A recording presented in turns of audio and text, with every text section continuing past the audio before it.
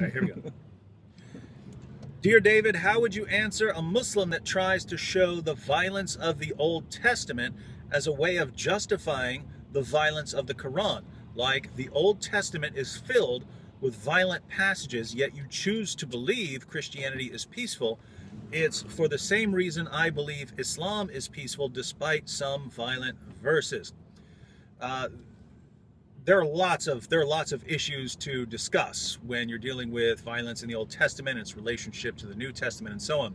But as far as this particular argument is concerned, it's the situations are completely reversed. In the New Testament, you have the commands of Christ. Nowhere does Christ command us to harm anyone. He commands just the opposite. So you can say, hey, there is violence in the Bible, particularly associated with the conquest of Canaan and then holding the land against enemies and so on, because the Old Covenant is tied to a piece of land. And so holding a piece of land involves warfare and things like that. The New Testament is not tied to any piece of land, and Christians are commanded to love everyone, to harm no one, to love our enemies, and to pray for those who persecute us. So notice the progression is from violence that has to do with an old covenant that has now been replaced by a new covenant in which you are not allowed to fight for Christ in the sense of violently subjugating people or commanding people to convert to Christ, and if they don't, you attack them. There's none of that.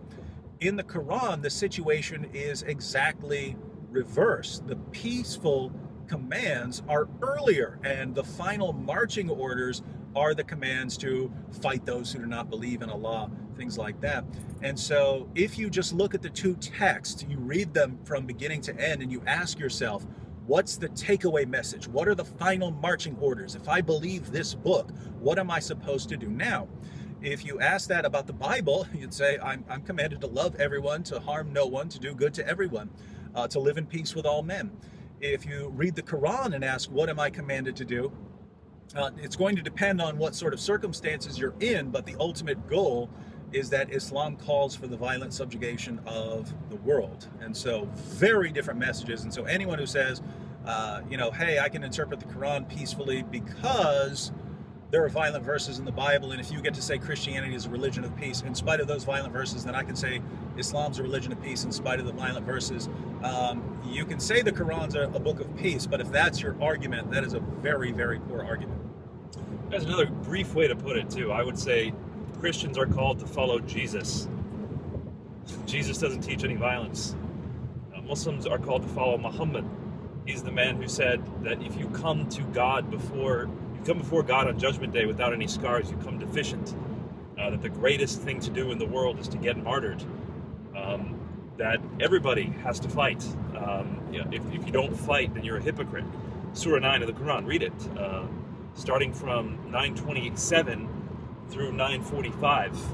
If you just read carefully, you'll find that Muslims are supposed to make Islam prevail over every religion. So you compare following Muhammad to following Jesus. That's the end of that. When it comes to the Old Testament, yeah, there are questions to answer, but that's not what we're called to follow as Christians.